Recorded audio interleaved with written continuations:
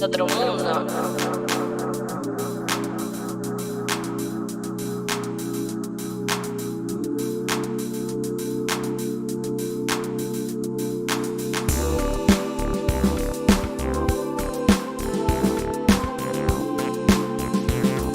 Otro mundo.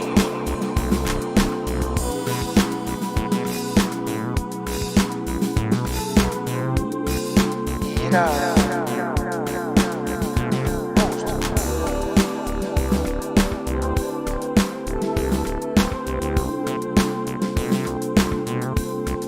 Otro mundo.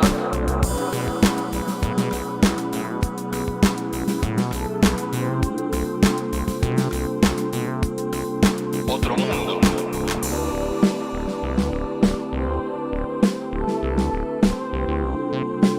Y siempre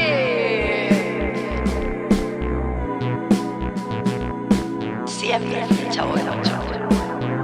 Sí.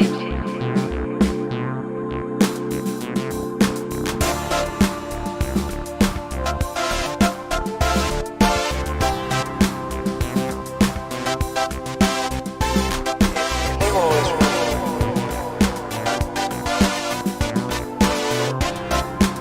un Lego.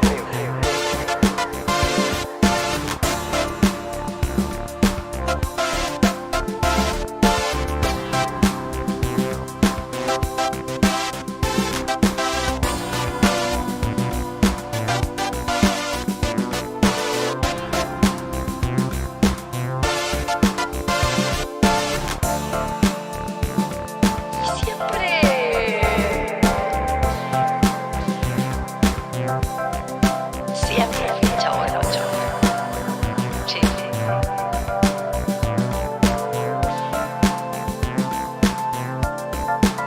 Y me por cerrar la puerta decía la mamá, a partir de ahora me gustaría que me digas cumbio. Y mi mamá me decía, claro, y yo tipo, no mamá, soy cumbio. 30 cumbios.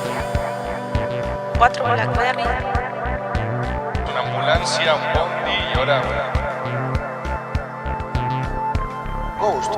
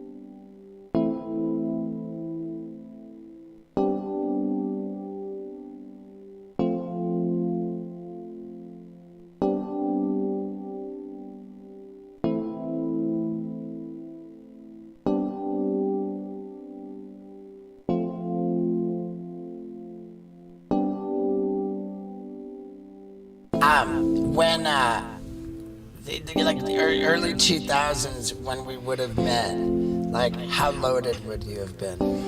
On drugs or what? Or money? No. Yeah, I mean like drugs. How rich were you? I didn't know. I was like, such a great answer. Both good questions. But I don't know. Well, back then, like, I was always a stoner. I had a lot of fun with pills, narcotics for a long time, and that almost fucking killed me. So I think I got out of that. Alcohol was. I used to tell people I don't drink because I don't like alcohol. Well, I drink when I play shows. Well, I play shows 10 months out of the year. I was like, fuck! I was like, fuck. I'm like, you walk around with like, no, I don't drink that much. But I'm like, fuck, I've had my time, and I'm just thankful that I got out of it decently clean, But yeah, it's hard. Like, it's fucking hard to be young, traveling around with a job where you don't really have a boss, Right. And you're kind of like rewarded for being a shithead, And you work 1 hour a day. And you could choose if you even want to do that, Right. Yeah, it's so funny. Like, I went through the airport with somebody, and they're like, "Oh, I got weed on me." And I'm like, "You have weed on you through the airport?" He's like, "Yeah, you can't do that." And it's like, you guys grew up in the generation where you were touring, where you couldn't even like smuggle weed through the airports. One time, because we would get these like private like shuttles at airports, so kids wouldn't bother us. Yeah. And so I remember this one time, I had a bunch of weed in my suitcase, and because whatever, I could see them checking my pockets and my carry-on. But the shuttle group with just our band took us into a private office and said, okay, they're going to bring security and just check your luggage here. I was like, okay, well, I wonder if they're going to go in my suitcase. I thought I'd just run through an x-ray, not a big deal. Well, there's two dudes, and while one guy's looking at one guy's looking at the other, I just kind of open mine up and I just fucking, I shuffle something, and then the guy gets up and leaves. The other person goes, hey. And I go, what? He goes, he went to go get more security because they saw all this fucking pot in my bag. And I was like, shit. So I just grabbed it and I ran out of that room and I took off down the terminal to a bathroom and like fucking threw it all away. I come back and there's three of the big fucking security authority dudes in there, and they don't find anything. I'm like, hey, what's going on? Yeah, they obviously didn't find anything. So I'm like, okay, maybe I'm cool. And then I get in the car. They lock everything up, and I get in the car. Now they're driving us on the tarmac to the airplane just to skip the gate and everything. And I'm like, okay, we're cool. And then right before we get to the plane, a cop car goes right behind us on the tarmac, and I was like, fuck, I hope they're not here for me. Like, I don't know what they're here for, But then all of a sudden, like, we get on the plane and that cop car just parks and they come on and then they're on the plane looking. And I'm like, fuck, I hope they're not here for me still, And then that's all cool. And then it didn't happen. So then we're flying. And then right when we land, my security guard goes, he goes, just go straight to the van, don't get your luggage, And so I did that.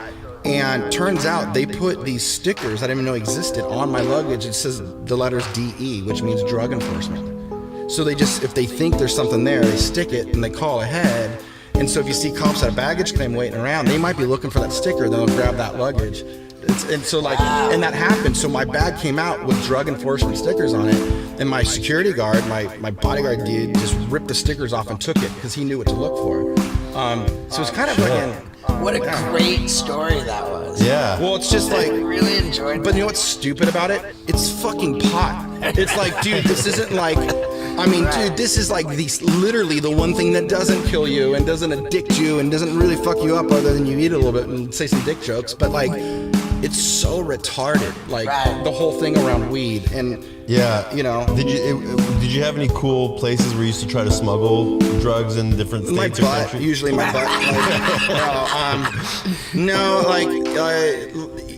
I was never pulling that shit like international.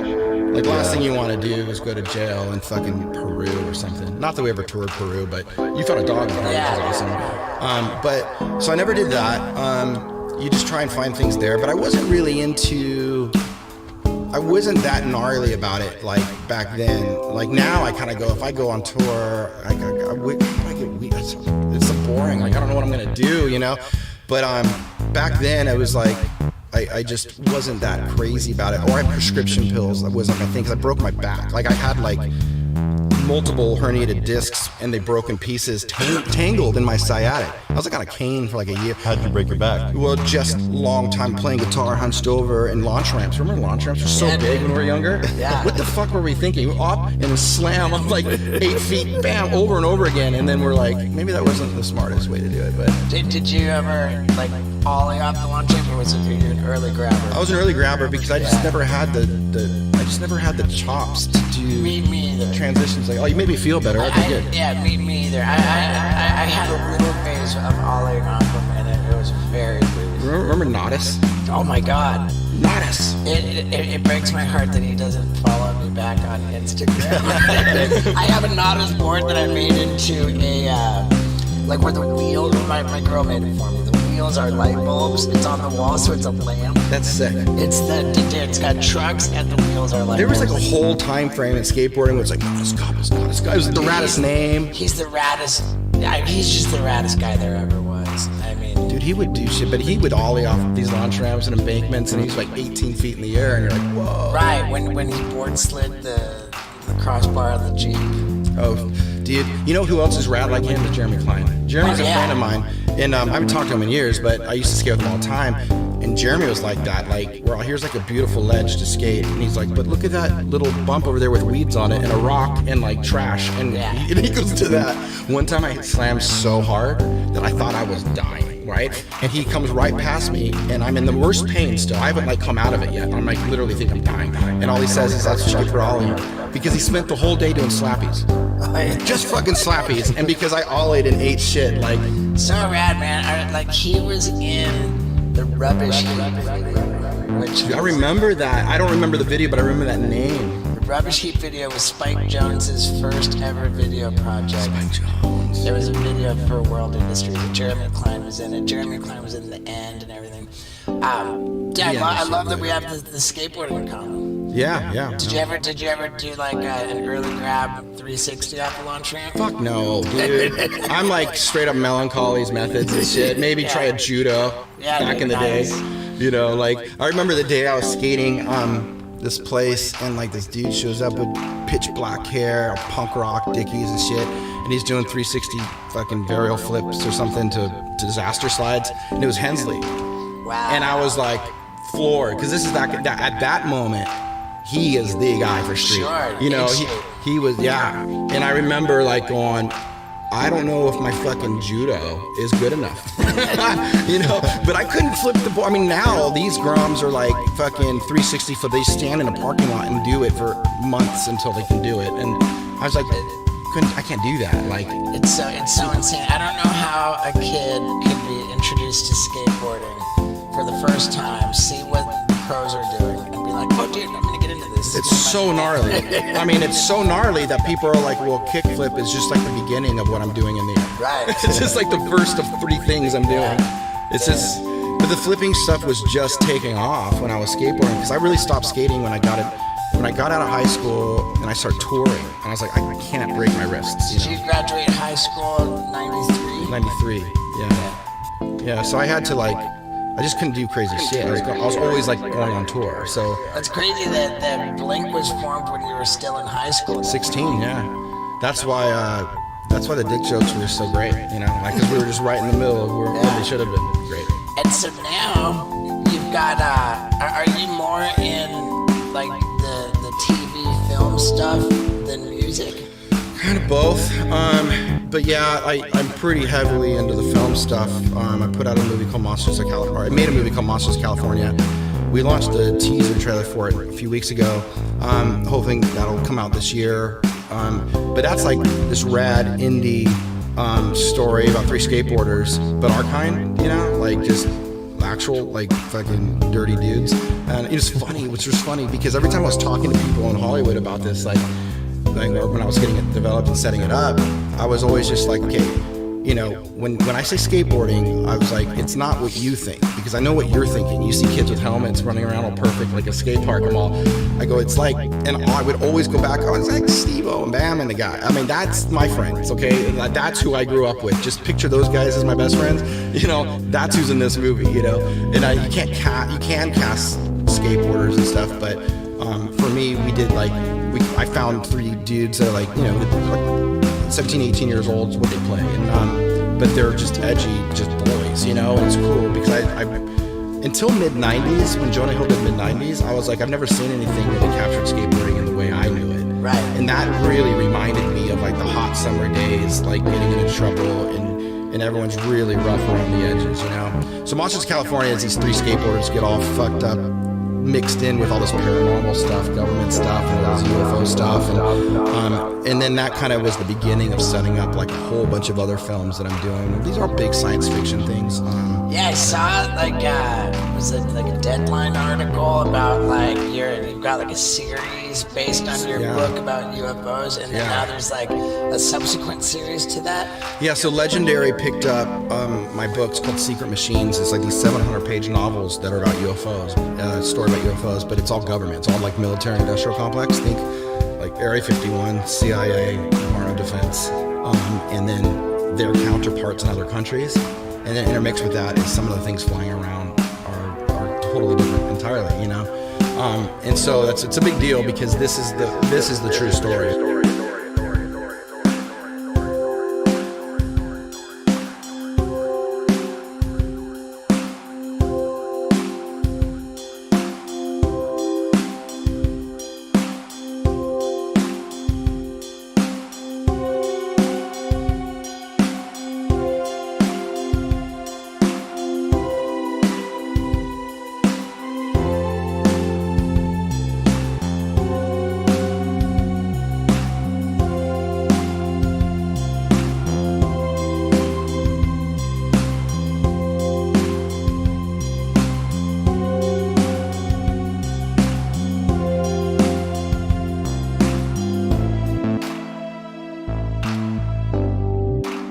Been going on with our government and everything else. So I think Tom DeLonge might be out of his mind because the guy's just like trying to get himself in trouble with the government, and that's crazy. You could say that he's living on the razor's edge. And when it comes to my razor's edge, I only go to one company, and it's called Harry's.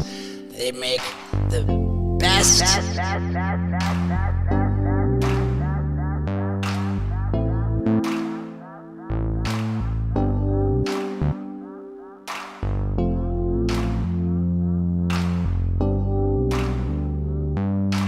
razor.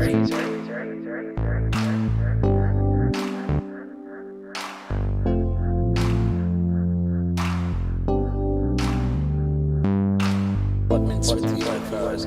Number one, it's crazy that the government is all of a sudden just sort of saying, yeah, UFOs are real. There's all this, like the government acknowledging. we did that. I did that. Wow. That's why they're doing that. But what's even... I don't say that. I sound like a dick when I say that, but I'm like, that's why. There's a whole story here, but keep going. It's crazy to me that the government's acknowledging UFOs are very real, and it's even crazier that news comes out. And like everyone's like, oh. Yeah, they're all like, yeah, but interest rates are gnarly, and like fucking COVID. You're like, what the fuck? Like that's how a lot of us. So what happened is that book Secret Machines. I wrote that with an author, and I started my company To the Stars, and we're gonna publish a book. And then when I put it in there, because I studied UFOs for like 20 years, and I was like, I figured out what's going on. Not just like the bullshit you read or think. Like I figured out what's going on, and I was like, shit, if I put this out there and open my big mouth, I might get in a lot of trouble. So I should probably go ask for some permission. So I spent like a long time working my way in, and then I got into a group of people, and they brought me in, and I was given all the permission. So then I come out with a book, and I go on national radio and all this shit. Well, apparently that group didn't really talk to another group of some other 3-letter places, and those other places got really fucking pissed because here's this fucking rock star kid like telling the biggest national security secrets that we got, period. And so they came and they were like, we need to know who the fuck you are and who the fuck you're talking to, and all this crazy Ed Snowden type shit. Wow. And I was like, hold on, And I had to explain that like all this really classified crazy shit, I figured that out on my own. I don't have anyone passing me like, It's like, yeah, dude, I'm sorry, man. I was tripping balls. I know. Dude, I'm all sorry. I was stoned one night and I just kind of fucking did a puzzle and I was like, whoopsie, you know? So what happened then was, Hillary Clinton was running for presidency against, I guess it was against Trump. And John Podesta was her campaign manager. Okay. At the time, he was also senior advisor to Obama. So I was holding conversations with Podesta to get to Obama, and I had 2 multi-star generals from Space Command and the head of Lockheed Martin Skunk Works. That Skunk Works built Area 51. Their elite engineering division. I had them all on this like fucking emails, and we're setting up these conference calls and stuff. Well, Hillary Clinton's campaign got hacked by the Russians, WikiLeaks, and it outed all this shit about Podesta and her. And what happened with that was when all these news journalists were pouring through WikiLeaks to see what spilled from Hillary's campaign, they found these fucking emails with me and Podesta talking to these generals about UFOs. So Wall Street Journal threw that onto the Wall Street Journal. And then I was like, fuck, I'm fucked. And I'm like out there like fucking erasing computers and doing all this different, I didn't know what to do. And at that time, all these other government people that came out. Let me ask you, why would that be a problem for you? Space Command. There's nothing wrong with exchanging emails with That wasn't the issue. The more of the issue was like, clearance security. Just all these guys are holding the secrets of the universe, and it's what would happen in conversations is I just knew things. So I would say it. They might not say something back, but I'm kind of thinking that any of those conversations should not be fucking poured over by anybody that wants to just come in and just like make a name for themselves at the bureau, you know? So I'm just like tripping like fuck. And then I can see that. Yeah, so what happened though is it gave me all this credibility, because then all of a sudden all these other people in the government knew that I was like hanging around with some big boys. So they all came out and said, there's a better way to do what you're doing. And then that's when my company was not just me, it became something bigger. And so the company came out to the public, founded by myself, one of the heads of the CIA, and the head physicist for the UFO program. And then I hired the program director, the guy that ran the UFO program. And then I brought on another like 8 people from the DOD and the CIA. So they're all part of my company. And the first thing we did was take those videos to the New York Times and out the program. And then we went and spent 2 years briefing all the committees in the Senate and Congress and the Office of the Director of National Intelligence. So now you're seeing hearings. The DOD admitted UFOs were real. The Navy admitted, that's all us. The hearings at Congress and the UAP task force, that's all us. We started all of that. And it all started with me just being a little punk rock kid, just going, I'm gonna fucking do this. Not really knowing what I was playing with, you know? So I mean, it's super impressive, and I love how well you communicate too. Your ability to tell stories is really... Well, thank you. He's a highly evolved being. I'm just a very spiritual dude, man. Dude, I love it.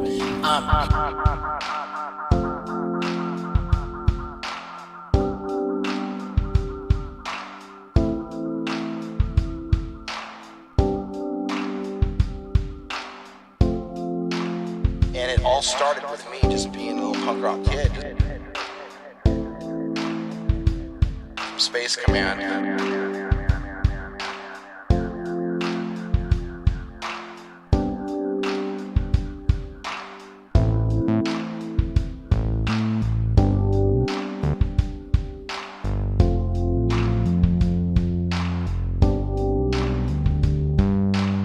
And it all started with me just being a little punk rock kid.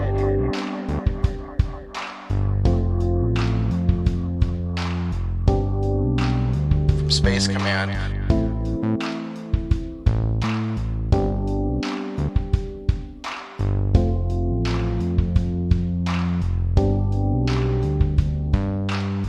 Can you help us understand what's the significance of UFOs? Like, They're not coming from, well, I should say it this way. The significance of UFOs is multiple parts, but number one, it's not what you think it is. It's not coming from other planets. The evidence doesn't suggest that. Interdimensional. Yes. And the reason is because time is parallel. It's not linear, or it's not like we start here and go forward in time. Time is side by side, which means everything in the past and the future is existing in this moment, but within different frequencies. So a civilization that's at the end of their technological cycle could build a submarine that changes its voltage and materializes in that same location, just into our timeline. And then fucking, it's crazy. That was well articulated. I like that. Have you ever had any like glitches in the Matrix where like yes, time sped up for you, or like I've had that a couple times. Weird things. So fuck this. Yeah. But when it was when I got more into this, so there's a consciousness aspect to this. Like you have to think of like consciousness is like, it's like the mind of God, you know. It's not a dude in a toga with a crown of thorns making Jupiter, you know. It's like everything you see is one band of frequencies. The highest frequency is light, unified mind. The lowest frequency would be blackness, absence of love, absence of whatever. And physical matter is somewhere right in the middle, right? So you have the ability to tune up higher or tune down lower, and behavior and all these things and time, and it all fucking comes together. But what it means also is that your brain is what's called a transducer. You're an antenna. Consciousness. Yeah, it's what I was saying to Duncan Trussell. Yeah, Duncan Trussell. So you create matter, and when you think something, it creates it. And you're not reactionary to your environment. You're actually proactive, and you just don't know it. So it really matters what you choose to see and feel, because that's literally what's being created for you. And people don't know this shit. So when you're like really into some crazy shit, the universe will start creating things, and we just think it's paranormal. Yeah. Like, for example, at UCLA, they were studying poltergeist events, and they found out that you could see a book move on the shelf and it scares you. But if you see a book move on the shelf and it scares the shit out of you, that book will then fly off the shelf and try and hit you. So the more scared you get, the more shit starts happening. And they didn't know why. Well, the reason is you're a transducer of your environment. You're an antenna plugging into all these frequencies, and once you go, oh, that book is moving, it'll move. You know, so it's fucking crazy. It's like our universe, it's just not what we think it is. And the whole thing with UFOs is that they're fucking around with us because of that, you know? Is it not, like we're not, think of UFO as like a vehicle which aliens are gonna travel in. Yeah. So should we not be using the term aliens? Yeah, alien is hard only because it's like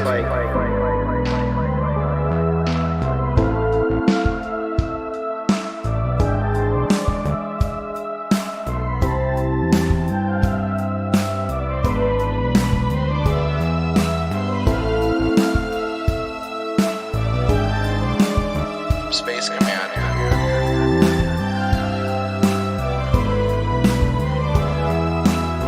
You know, so it's fucking crazy. It's like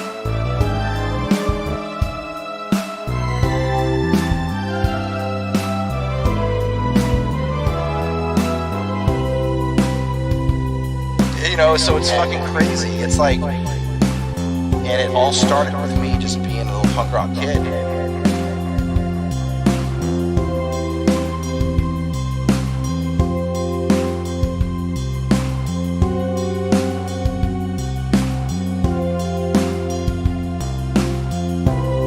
You know, so it's fucking crazy. It's like Space Command. And it all started with me just being a little punk rock kid.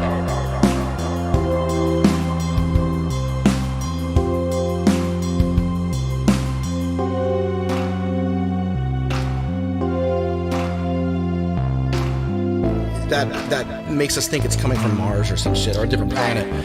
These are more like entities. These are more like, a lot of them are, there's like clones that are like just fucking, like, you think we made Dolly the sheep and we think that we're like, you think that's all we've done in the 60s, we cloned a sheep?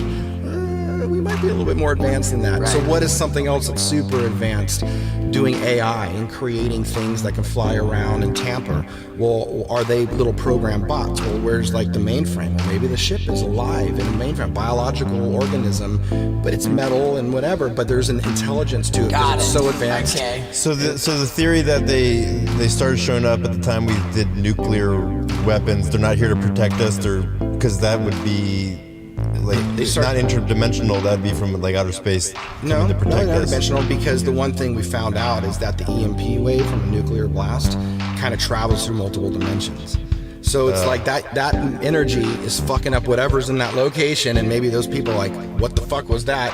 Let's materialize into that other timeline and get those motherfuckers to stop. But the reality is UFOs have been around forever. Like, you're talking biblical, you're talking religions, you're talking the pyramids. The pyramids, you're talking the Star of Bethlehem is not a star. The sun is big. The Star of Bethlehem is like a little ball of light that 3 dudes on horses followed for days, and it hovered over a manger.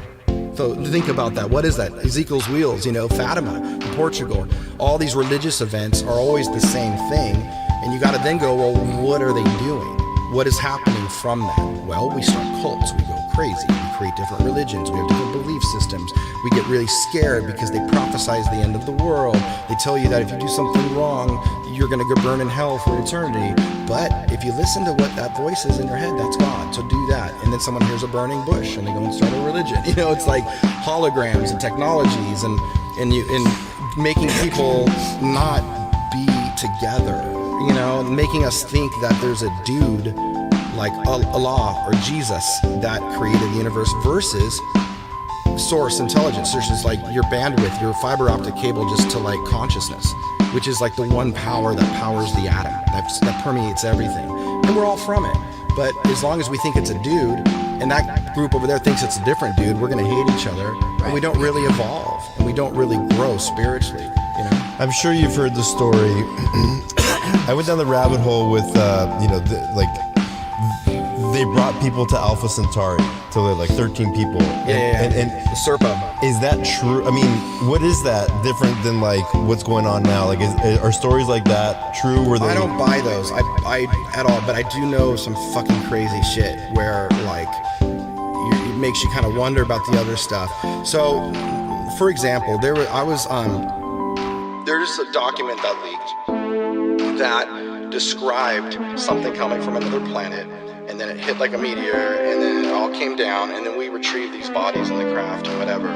So I knew of this document, and then I was in a meeting, I can't say with who and what it was all about, but I found out during that meeting that was misinformation, the part about the meteor and coming from another planet. And then they leaked the document. And the whole point was for us to keep thinking these are coming from planets and shit. Because it's a lot less scary, to think, well, they're super far away, so it's hard for them to get here, But the reality is like, the misinformation placed in documents that are already leaked on purpose is to slowly inoculate us and be okay with things over time. It's a lot easier to go, well, they're not coming from other planets, they're coming from here. But you already knew about them, so it's not as scary. It's not too much thrown on you at once. But the absurdity that comes along with this stuff is insane. Like, in the sense of like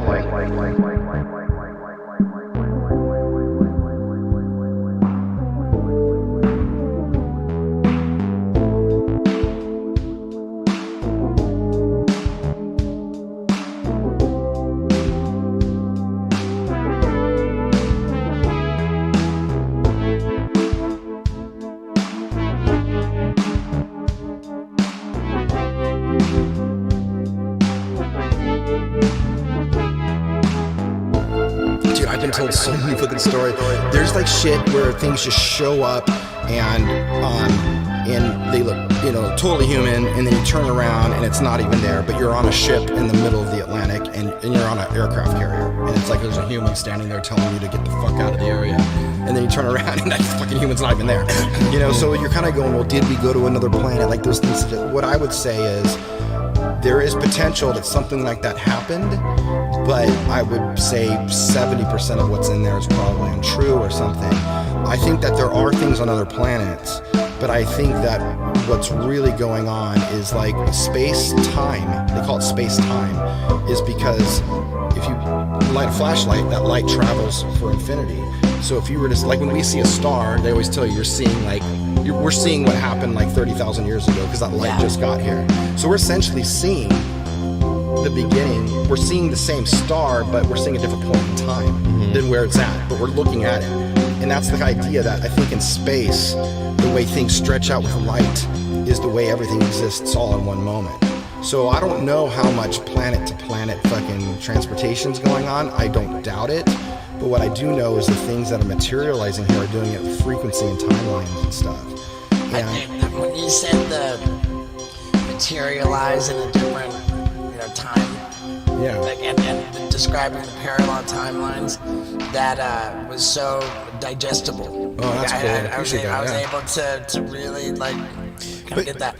I had a question that was keeping me up last night. I read this book, was it the Pleiadians? Have you heard about that? Oh, yeah, I know. Yeah. He's like, I wrote it. I fucked a Pleiadian. It was gnarly. It was the gnarliest things I've ever done. This book, I forget the lady who wrote it, but she was speaking to the Pleiadians, and there was this theory presented in this book, which I read, which was that junk DNA. Have you heard of this? Yeah. Okay, so scientists refer to some 90% of our genetic makeup, of our DNA, as junk DNA. They cannot understand what purpose it serves. We only use, they can only identify 10% of our DNA as actually having anything to do with us as organisms. And the theory in this book was that that entities at one point found humans to be dangerous, capable of too much disruption, and went in and unplugged our DNA. It's hard for me to imagine that 90% of our DNA is junk that serves no purpose. That doesn't add up to me, man. I think that the universe is a little bit more intelligent than that. I think our biology is a little more intelligent than that. And if there's anything I've learned about my biology, is that my boner is way harder and way more fun when I'm using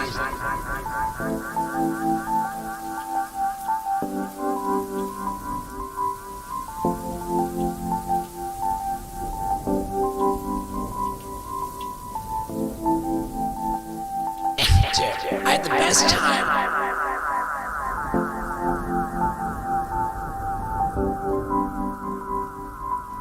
DNA.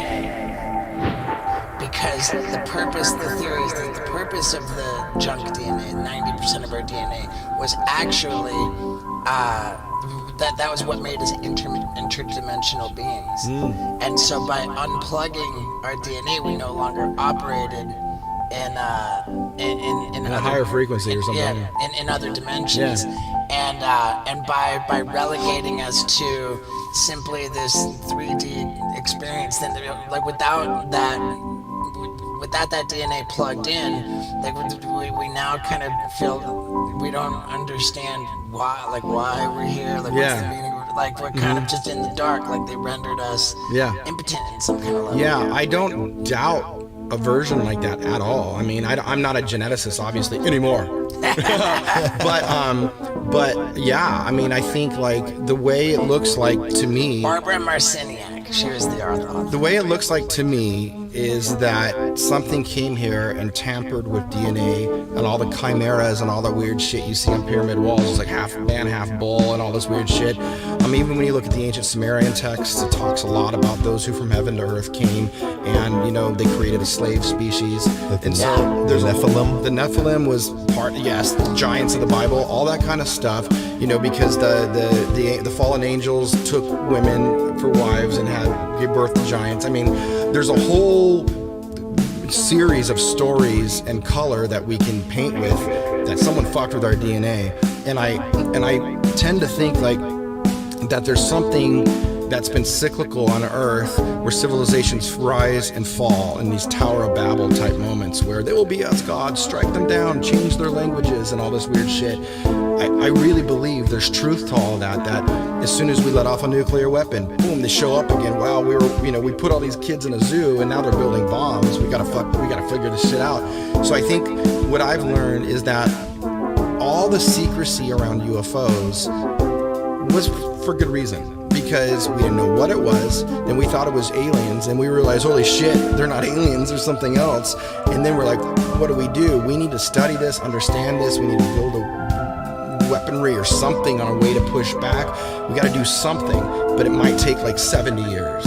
And then like 70 years later, I'm like sitting there like, hey, I got an idea, let's talk about this. And some of the people were like, it's time to talk about it.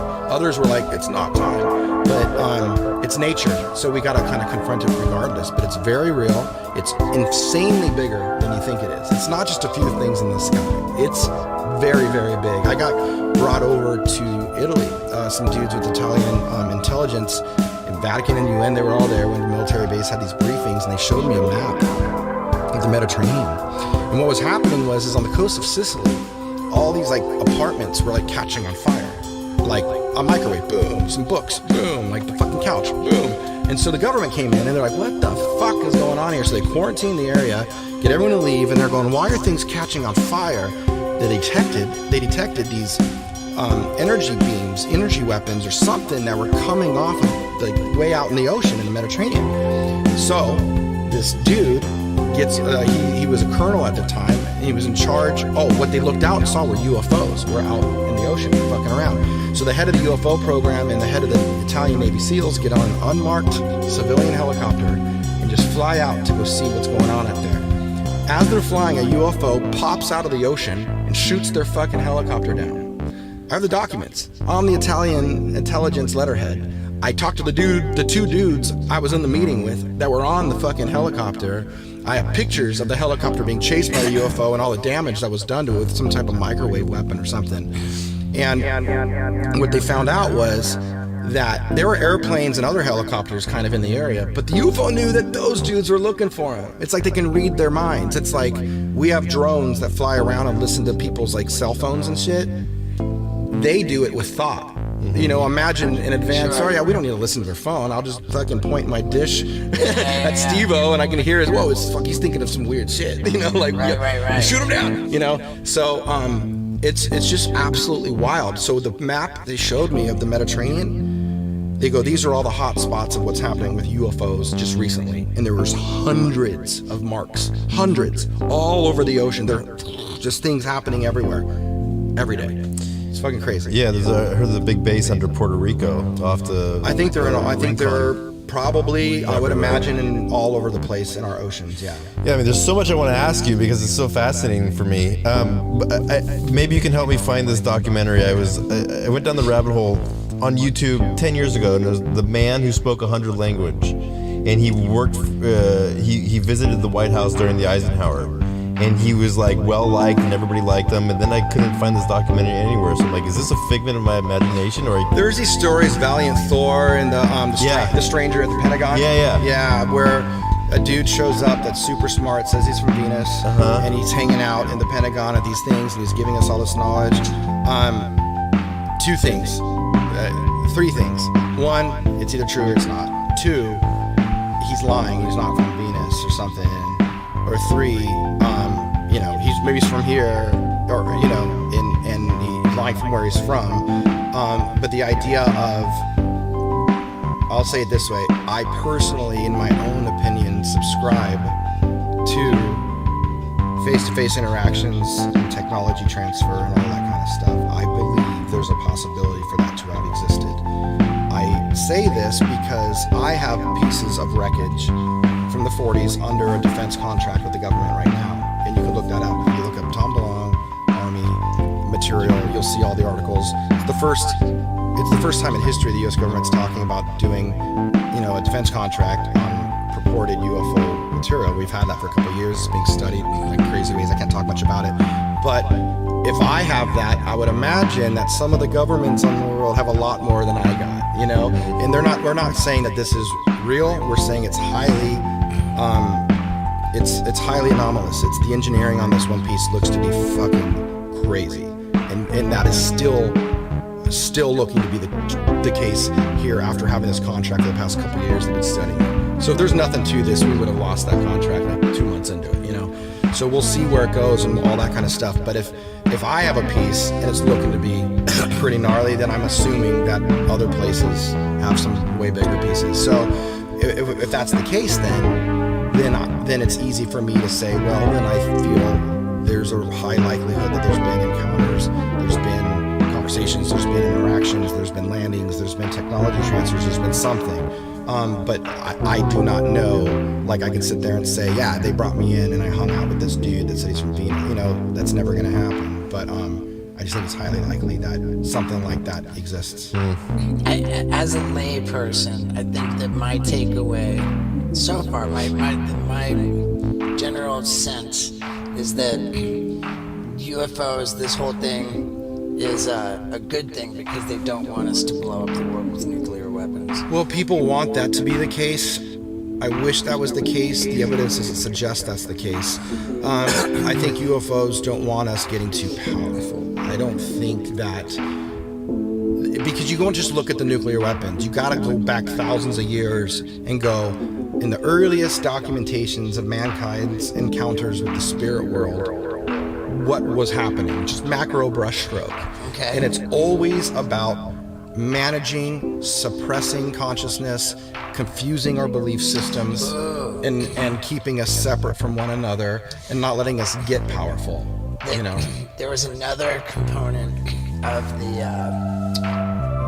that Pleiadian theory, which was that, and by the way, I think it was like 300,000 years ago they said that they unplugged the DNA. There was another piece to it, which was that the entities that unplugged us were nourished not by physical matter, but nourished by emotion. Yeah. They actually were their sustenance was, and specifically fear. yes. So fear feeds this entity that controls us, and so it's in their interest that we be afraid. Yeah, I was just reading a book not so long ago where there's a ufologist that got invited to this seance thing where they were channeling and interacting with this like fucking demon or something. And they're all sitting in a circle, and then they put the one guy in the middle, and he starts channeling and gets possessed by this entity. And first the entity's like, hey, we are these entities that are adjacent to you in another timeline and all this stuff, and we can't feel emotion, but we need you to host to help us feel emotion. But then shit starts going horribly wrong, paranormal stuff, the temperature drops, all this weird shit, and everyone in that room except for 2 people died within 6 months. And weird occurrences. And this guy was one of the guys that didn't. And what I find is really strange about that is that when you know, having a host consciousness in your body, and then looking at some of the visitations and what some of the evidence looks like, it looks like there's beings that don't have, it's like maybe they don't have souls, maybe they're AI, maybe they're a different life form like an insect that grew. It's like, well, I'm not scared of a goldfish, so I leave Earth, I come back 10 billion years later, that goldfish is a T-Rex, and you're like, whoa. And then you leave Earth, then you'll go, that T-Rex is now like a lot shorter and it's like a fucking lizard dude that's telepathic and building spaceships. And you're like, it took like 20 billion years, but it happened because no one fucking fucked with this planet, you know? Right. So you can see how life just grows in a certain direction. So then you kind of wonder, well, if something grew for millions, billions of years that never had a consciousness to begin with, like a fly or something, and then now it can kind of pop over laterally and to our fucking timeline, it's gonna come on you like flies on dog shit. Oh, what is this? What is this? And they're just like looking at you. Right. How scary would that be if you're in your bed and you got these big bug-eyed insects that are like, what are you? What is going on? And they start cutting you open, and they're like, and then all of a sudden you get scared, and they're like, that's an interesting energy. They'll feel that. We can feel something. You know, I can see that being the case where emotion and feeling and love is like so gnarly. It's like they want to understand it, they want to have it. But what if they figure out, like, hypothetically, what if they figure out that we're immortal, that our soul is part of something greater and bigger, Right. and we might die and have a painful life. We learned a lot of lessons. We might reincarnate, to learn more, whatever. And they're sitting here going, if we die, we have nothing. Girl, we want that. And then what if we have those interactions? We start writing books in the Bible. It says Satan wants your soul. Demons want your soul. It starts to all make a little more sense, right? It's a crazy bigger picture. It's just me riffing. I'm not saying anything. Just me riffing. So is that what they're doing when they're like abducting people like that Fire in the Sky movie? The evidence from people that have had interactions for fucking thousands of years, including the past 100 years, on all different types of people, ethnicities, and different fucking cultures and different continents, tends to point the same direction, that they're very interested in our consciousness and our soul. And they're very interested in making sure that we don't know they're here, and that we don't all align and understand who we are and what we're capable of. And because the truth is once we understand what consciousness is, and it's not Jesus, Right. Once we understand that, then we start realizing you can move objects with your mind. You can hear people's thoughts telepathically. Like, if you meet a chick and she wants to fuck you, that's telepathy. But it's such a primal animal frequency, you can feel it. Wow, this chick's like game, right? But if you see that same chick and she's sad, you don't really feel that just instantly. You might kind of. It's just not as strong and easy as like a sexual kind of frequency or something. Well, that's all telepathy. And I think once we learn what we're capable of and how to use, how to transduce our environment. I mean, because they're already doing this. Dude, I just downloaded a shit ton of documents 2 days ago from the McDonnell Douglas Corporation, aircrafts in the 50s. And it's all from the tangential programs of the main UFO program, describing how to merge your conscious and subconscious together to move objects with your mind and how that's going to relate to the propulsion system. It's fucking crazy. Your thought will move the craft.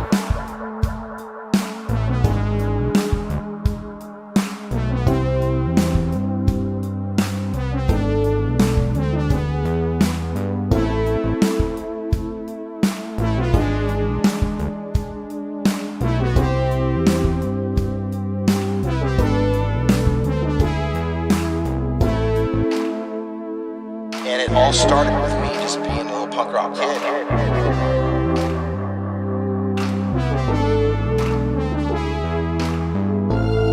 Space Command.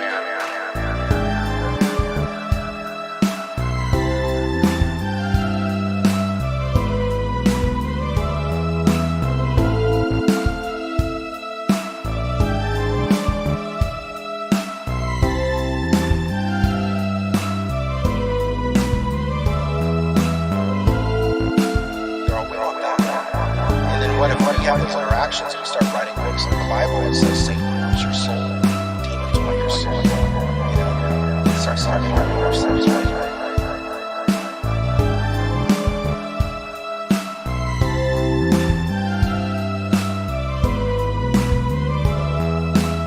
And it all started with me just being a little punk rock kid.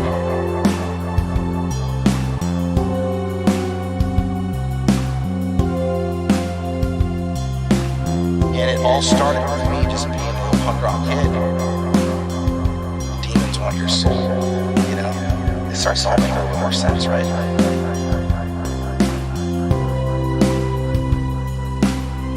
Demons want your soul.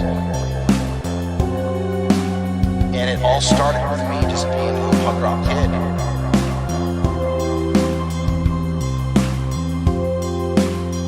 Demons want your soul. And it all started with me just being a little punk rock kid. So that's what Bob Lazar was talking about, how they're building the crafts. Was Bob Lazar is the reason we all know about Area 51 is because of him. My company, To the Stars, put out his autobiography. It's called Dreamland. It's rad. Yeah. It's totally rad. Yeah. And I believe him. I think he's telling the truth.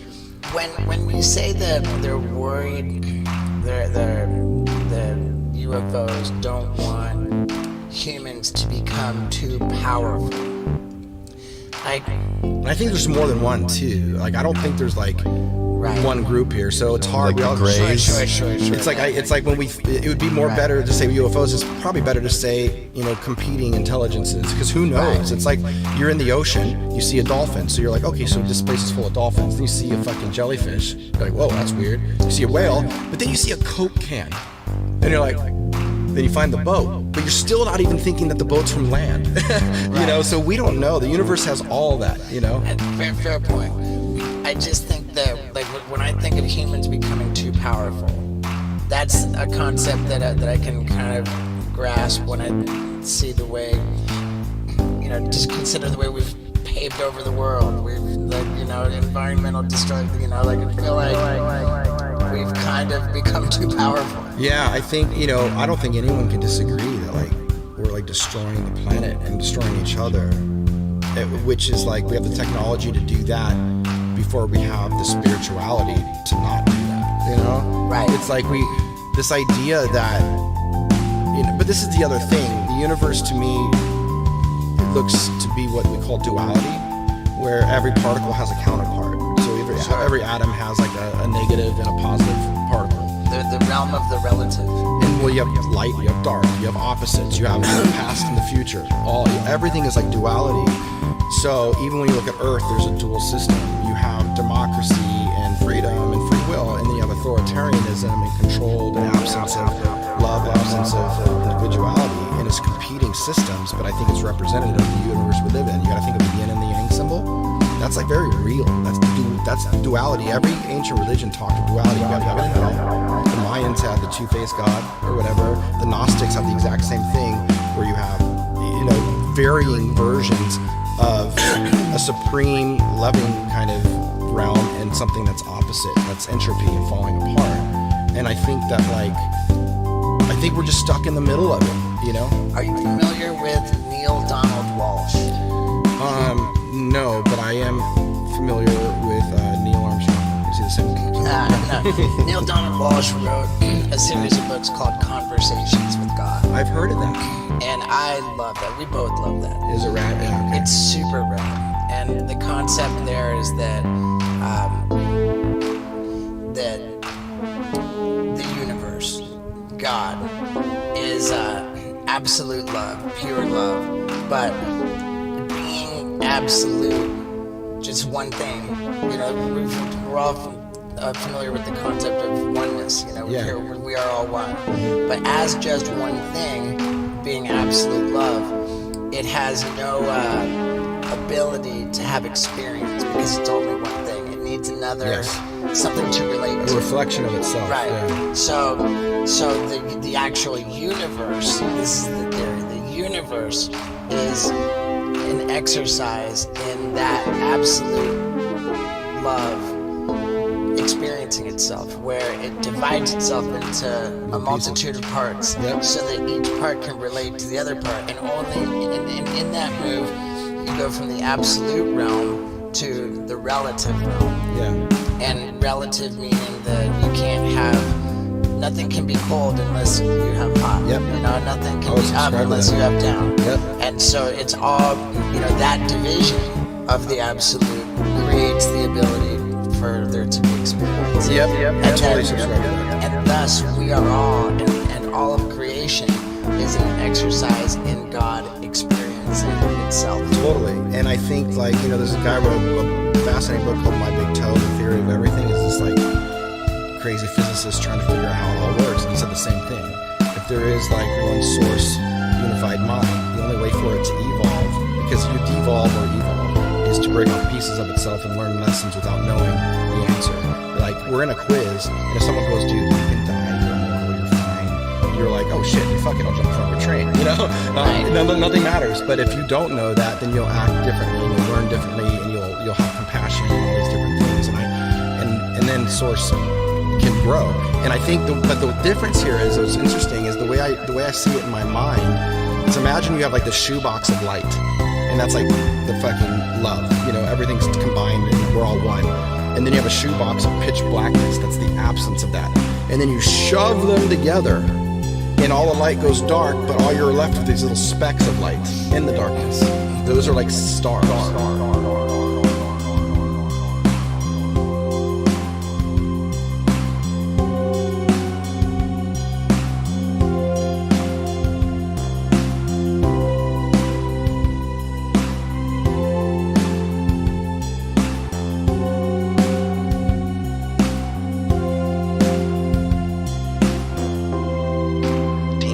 soul. We're like destroying the planet and destroying each other. And it all started with me just being a little punk rock kid. Yep.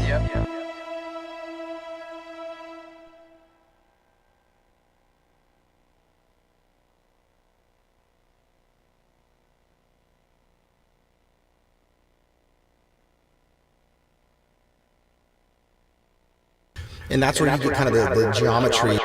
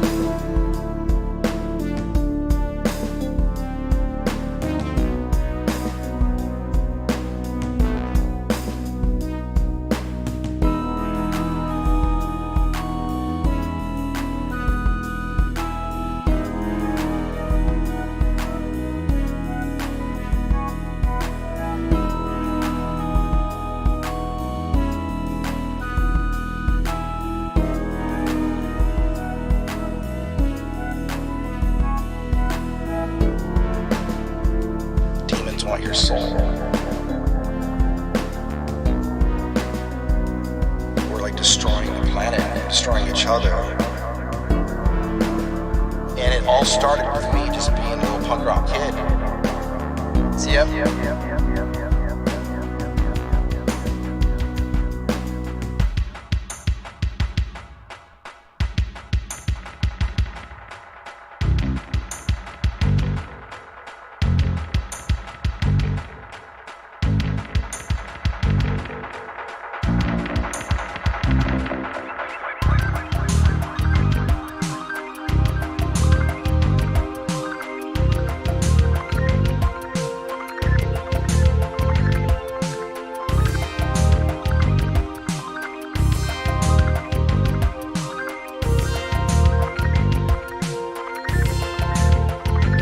Destroying the planet and destroying each other. And it all started with me just being a little punk rock kid.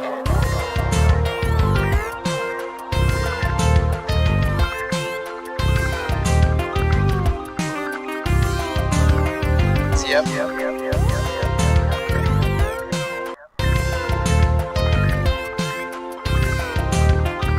Demons want your soul.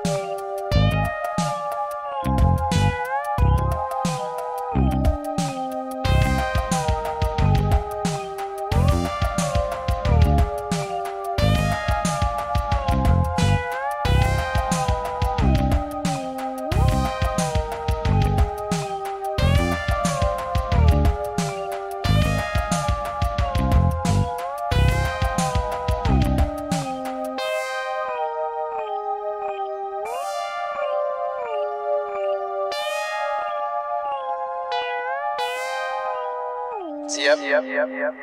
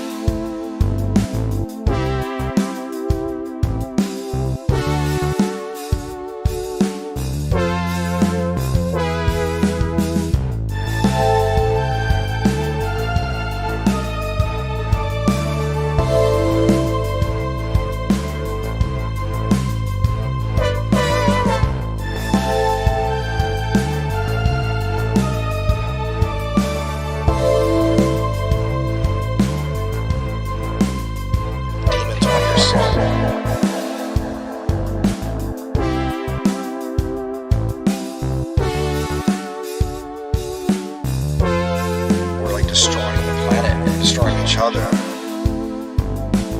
And it all started with me just being a little punk rock kid. See, yep.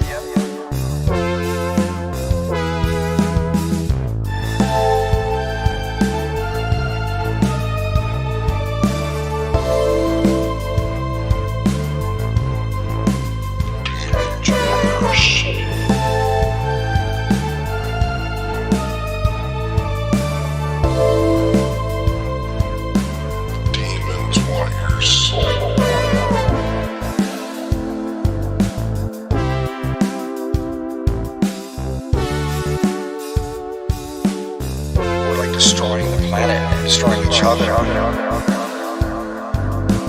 And it all started with me just being a little punk rock kid.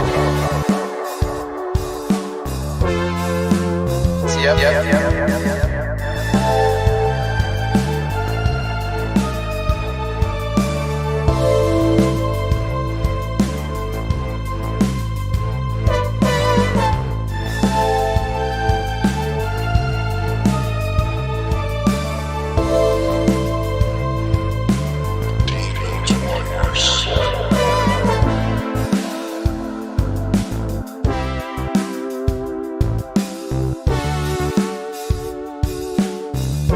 Destroying the planet, destroying each other. And it all started with me just being a little punk rock kid.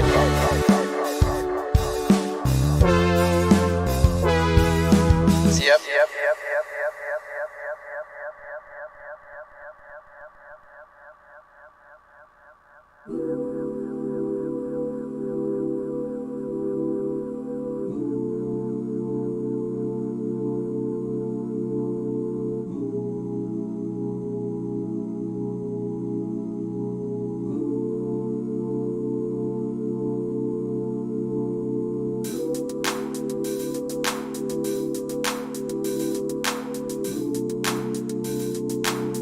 Otro mundo.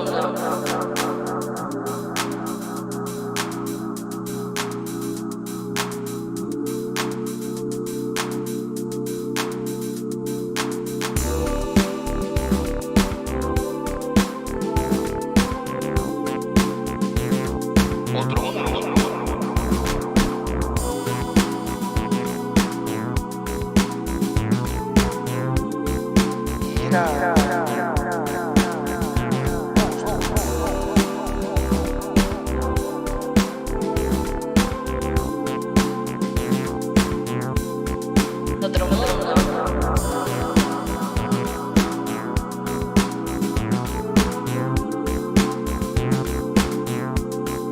Otro mundo.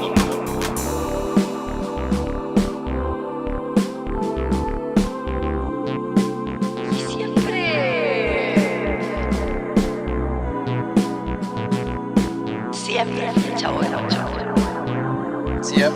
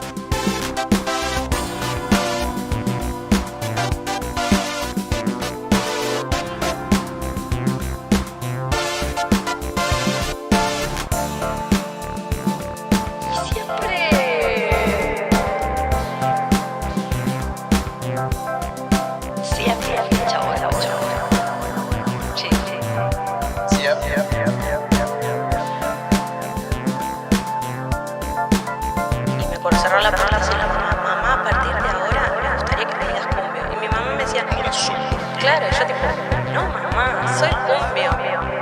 30 cumbios, 4 Blackberry. Una ambulancia, un bondi y ahora. Ghost.